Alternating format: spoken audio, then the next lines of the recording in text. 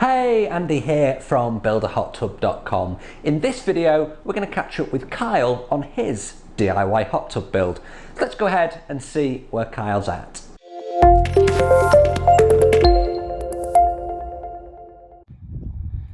Okay, hello everyone. Kyle here in Colorado. It is October 9th, 2021, and you can see the fall colors here in Colorado. A little snow on the peaks over there, so I'm under some pressure to get this finished. This is Andy's design, and you can now see almost the complete product. So since the last video, they've poured the interior benches and the custom seats, recliner seats. And I'm going to walk you around here. A few design changes that I had some great concrete guys and they made. So you can see that cut back there below the bench. And because we did the pool so deep, it's 5 feet deep, your feet weren't going to touch the bottom, and that would feel a little awkward, particularly trying to get up on the seat. So these guys put that little step there, and it was going to be only as wide as it is at the top, but one of the guys suggested that we angle it back, and so that gives 7 inches underfoot at the bottom there, and it feels really good, a lot better than the 5 would have. So that was a great idea. And then the seats slope back about 1 inch. I don't know if you can see it, but actually toward this back side over here, it's a little deeper and a little higher over on the front, and that helps too. I think maybe if I did it again, I'd put the effort into sloping the back, but they're actually really quite comfortable. We've been in them already and really like the way they feel. So you can see here, these are all going to be jets. Down here at the bottom, there are 2 returns right there, and then that's where the light is going to go. Take you over here and show you these seats. These are all based on the specs that Andy gave me, and we think they're really going to work well, be really comfortable. Remember, the water will be about 4 inches down from the edge. And then we ended up adding these steps here at this end for our elderly relatives to be able to get in and out. And then that top step, our 2 little girls can sit there between us. So that's going to be really nice. And then those 2 pipes down at the very bottom are 2 more returns that connect into the skimmer that you can see over here. So again, the skimmer, still have to obviously finish all of this out, but just to run you through the dimensions again, the interior dimensions are 15 feet long by 8 feet wide by 5 feet deep, and the walls ended up being 14 inches thick instead of 12. Definitely should have offset the rebar closer to the inner wall so that I had more room for the piping. That would have allowed us to use less concrete. So keep that in mind if you try and do your own. And then we poured a 4-foot sidewalk all the way around that you can see here.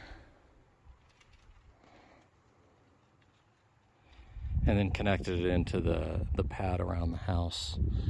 So we just got these speakers in that are going to be behind here. And then the movie screen's going to move over and line up with the hot tub, so we'll be able to sit in our lounge chairs and watch a movie at night, which will be really fun. Still not sure what we're going to do with the outside. We've thought for right now we'll just leave the outside concrete with the travertine coping 2 inches thick around the top, and then the interior tile. But we could always travertine that or do something else on the outside. You can see the pump house over there in the background. I'm still doing the plumbing for that, and that's getting wrapped up. In here, even though it looks like it's close to finished, there's still a lot of work. So you can see a few defects in different areas, like say down in here, and we're gonna put mortar in those and fill up any, sort of large defects like that little one over there.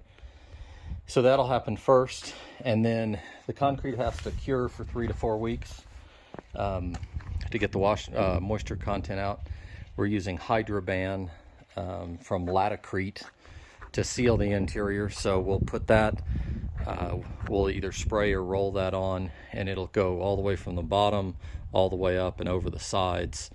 So we'll do it one direction and let it dry, and then turn 90 degrees and do a second coat over that. So that'll be our complete waterproofing. We'll also put some waterproofing mesh around each of the jets, and then we'll silicone that mesh to the jet bases to ensure no water moves through around the outside of the pipes. That's one of the areas I'm most concerned about. And once the Hydroban's on, you just wait a couple of days and then you can start tiling. So then we'll tile everything. We'll have to cut out around the jets. The jets, all these pipes will have to be cut flush with the tile. Then the 1-inch inserts go in the jets. We'll have to glue all those together and cut them the right length so they're flush. And then the finishing components of the jets will go in. So still a lot of work here, far from done. And then the coping has to go on, and cut out a hole in the coping for the skimmer. And you can see here we've got, this is where the panel will go, the touch screen for the hot tub. I'm